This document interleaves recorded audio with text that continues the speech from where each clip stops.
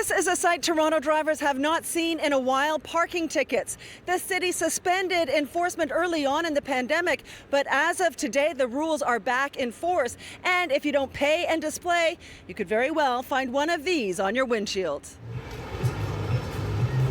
Staffing for parking enforcement are not yet back to normal levels, so you could still get lucky and avoid a ticket, but soon they'll be out in force. In the coming weeks, they're definitely going to see a lot more parking officers out on the streets, walking, patrolling, and issuing tickets. As of today, they're reinstating the rules.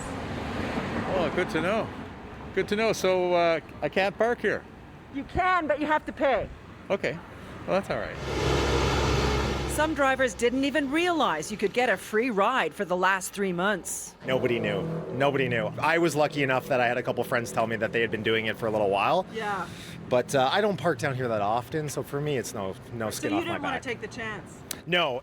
Another thing many people didn't know is that rules around rush hour parking and other restrictions were also eased since the start of the pandemic and will continue to be for a few more weeks. That is something that will later come. We are still using our highest form of discretion in terms of enforcement in rush hour: no stopping, no standing zones, and no parking zones.